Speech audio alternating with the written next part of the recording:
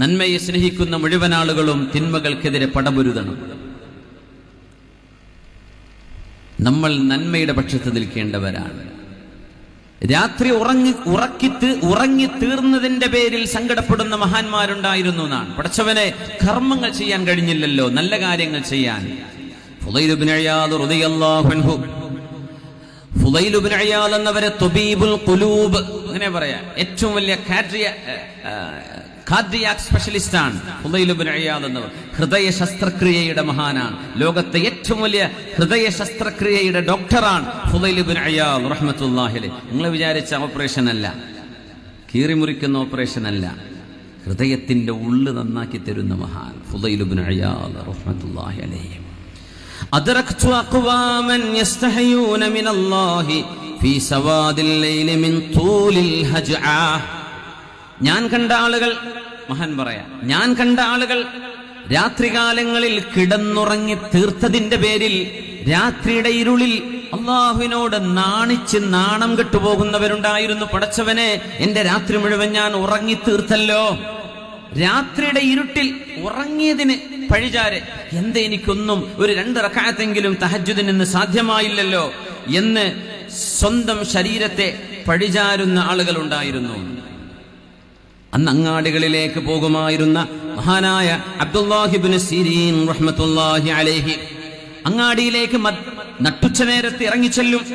ഫയുകബ്ബിറുല്ലാഹ, അവിടെ ചെന്ന് അല്ലാഹു അക്ബർ എന്ന് പറയും. വയുസബ്ബിഹുഹു, സുബ്ഹാനല്ലാഹ് പറയും.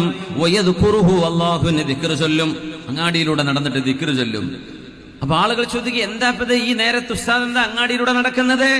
ഇന്നഹാ സഅതു ഗഫലത്തിൻ നാസ്, ജനങ്ങൾ അല്ലാഹുവിനെ മറന്നു പോകുന്ന ഒരു നേരമല്ലേ ഇത്? ഈ അങ്ങാടിയുടെ ഇടയിൽ, കച്ചവടത്തിന്റെ ഇടയിൽ കച്ചവടക്കാരെ നുണ പറയാൻ നോക്കും. കസ്റ്റമർ അവരുടെ വകയായിട്ട് ചെയ്യാൻ പറ്റുന്ന അവരുടെ വക. അങ്ങനെ നുണകളും തിന്മകളും വർദ്ധിക്കുന്ന ഇടമായതിന്റെ പേരിൽ അങ്ങാടികൾ അള്ളാഹുവിന്റെ ദൃഷ്ടിയിൽ ഏറ്റവും മോശപ്പെട്ടതാണെന്ന് പരിശുദ്ധ റസൂലുള്ളാഹി തങ്ങൾ പഠിപ്പിക്കുകയാണ്.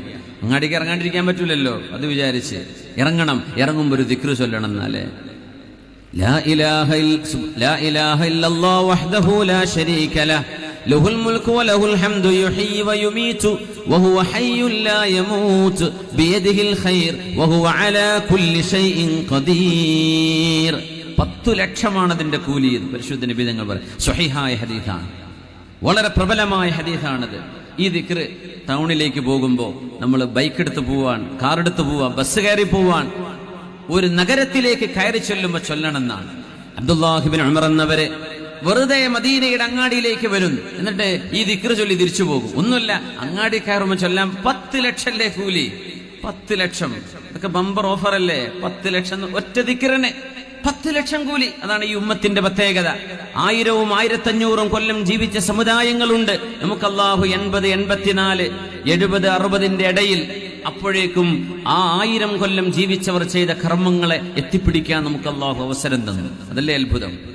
1000 കൊല്ലം ജീവിച്ചവര് ഇവിടുന്ന് പേർഷ്യയിലെത്താൻ അല്ലെങ്കിൽ ഗൾഫിലെത്താൻ ഒരുപക്ഷെ 4 മാസമോ 3 മാസമോ എടുത്തിരിക്കാം. ഇന്ന് നമ്മൾ 3-4 മണിക്കൂർ കൊണ്ടെത്തി. അവരന്ന് ചെയ്തത് ഇന്ന് നമുക്ക് ചെയ്യാൻ അല്ലാഹു സമയം കുറച്ചു, സൗകര്യം കൂട്ടി തന്നു. സുബ്ഹാനല്ലാഹ്, അല്ലാഹുവിന്റെ നീതിയാണത്, പടച്ചതമ്പുരാന്റെ നീതിയാണത്. സുബ്ഹാനല്ലാഹ്.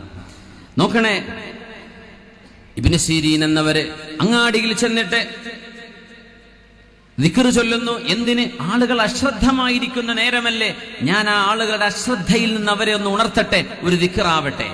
അബ്ദുല്ലാഹി ഇബ്നു ഉമർ എന്നവരെ 10 ലക്ഷം കൂലിയുള്ള ദിക്ർ കിട്ടാൻ ഒന്നും വാങ്ങിക്കാനില്ല, വെറുതെ അങ്ങാടിയിലേക്ക് ഇറങ്ങി ചെല്ലുന്ന ലാ ഇലാഹ ഇല്ലല്ലാഹ് വഹ്ദഹു ലാ ശരീക ലഹ് ലഹുൽ മുൽക്കു വലഹുൽ ഹംദു യുഹ്യി വയുമീതു വഹുവ ഹയ്യുൻ ലാ യമൂതു ബിയദിഹിൽ ഖൈർ വഹുവ അലാ കുല്ലി ഷൈഇൻ ഖദീർ.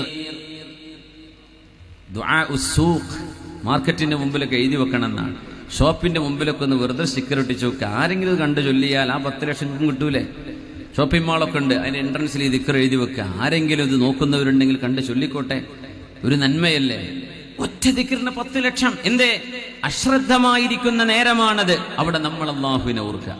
കാര്യം കഴിഞ്ഞാൽ തിരിച്ചു വരിക.